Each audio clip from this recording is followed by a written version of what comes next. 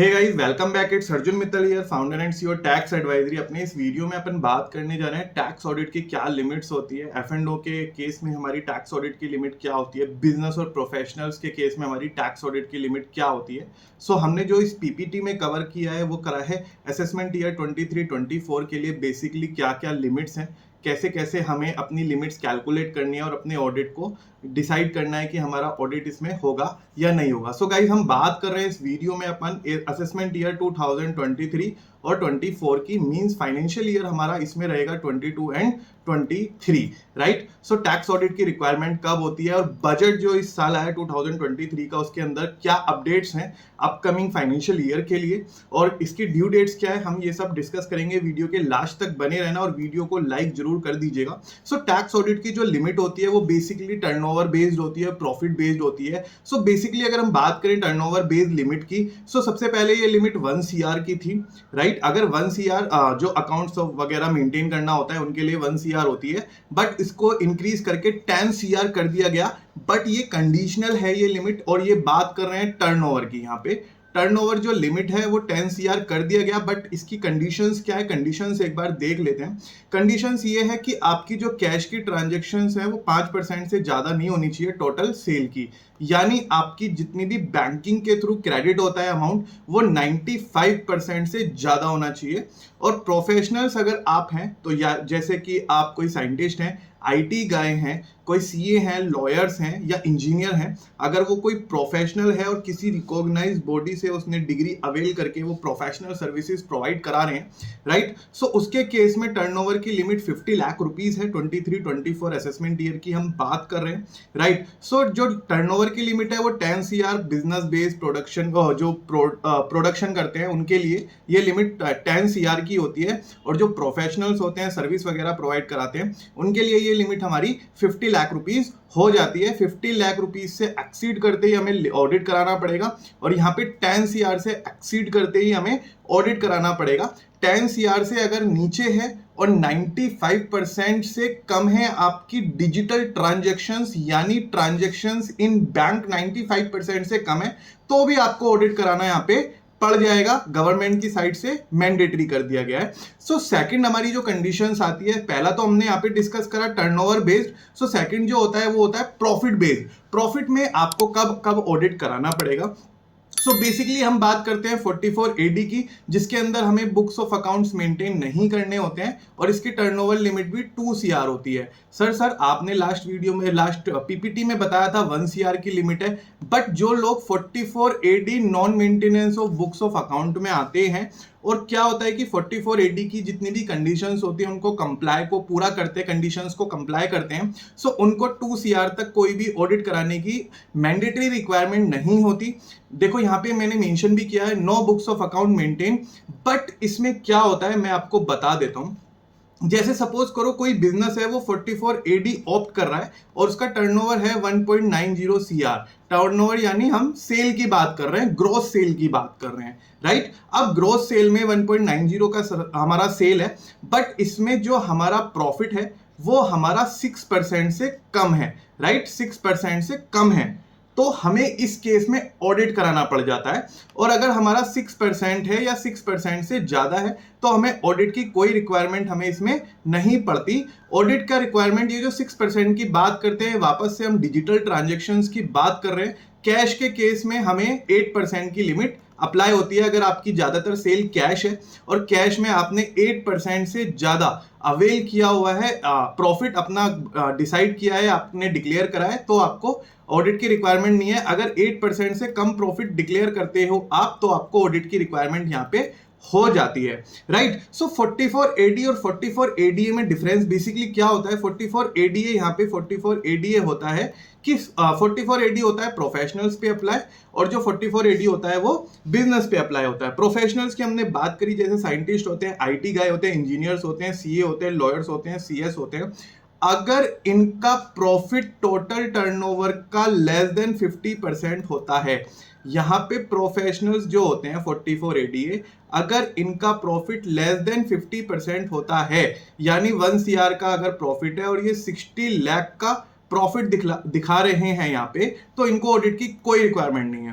But अगर ये 49 lakh rupees profit declare कर रहे हैं प्रोफेशनल्स 1 CR की ग्रोस रिसीविंग पर, तो इनको ऑडिट कराना यहाँ पे मैंडेटरी हो जाता है। ऑडिट चार्टेड अकाउंटेंट के थ्रू किया जाता है। अभी आपको ऑडिट का प्रोसेस भी आगे मैं बता देता हूं, ऑडिट कैसे किया जाता है। सो गाइस, अब हम बात करते हैं बजट 2023 जो अभी लेटेस्ट आया है। फाइनेंशियल मिनिस्टर ने अनाउंस किया था बजट 2023 में। सो बेसिकली जो बजट की कंडीशंस होती हैं वो असेसमेंट ईयर 24-25 के लिए बात करते हैं, बट इसका फाइनेंशियल ईयर होगा 1/4/23 टू 31 मार्च 2024। आई होप कि आपको बिल्कुल एकदम डिस्टिंग्विश हो गया होगा कि हम असेसमेंट ईयर और फाइनेंशियल ईयर को कैसे हम बात करते हैं। सो 2023 में फाइनेंशियल मिनिस्टर की तरफ से एक बजट में अनाउंसमेंट की गई। जो लोग 44 AD में फॉल करते हैं, 44 AD की कंडीशंस को कंप्लाई करते हैं, जहां पे टर्नओवर यहाँ पे अगर हम बात करें 2 CR की लिमिट थी, यहाँ पे मैंने आपको बताया था 2 CR की लिमिट थी, सो वो बढ़ा के 3 CR कर दी गई है। बट ये असेसमेंट ईयर 24-25 के लिए, ये इस जो 22-23 है उसके लिए अप्लाई नहीं है, ये नेक्स्ट फाइनेंशियल ईयर के लिए अप्लाई हो रही है। और जो 44 AD में जिसकी रिसीविंग 44 ADA की मैंने बात करी थी, उसकी 50 लाख से बढ़ा के 75 लाख कर दी गई है ऑडिट की लिमिट। अगर आपको 50 लाख से ऊपर आपका टर्नओवर आ जाता है तो भी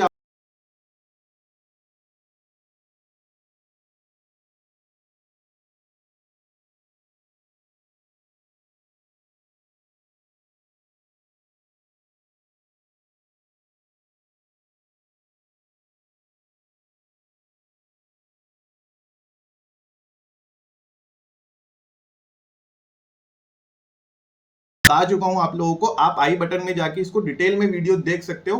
कई सारे लोग टर्नओवर गलत कैलकुलेट करते हैं, टर्नओवर सही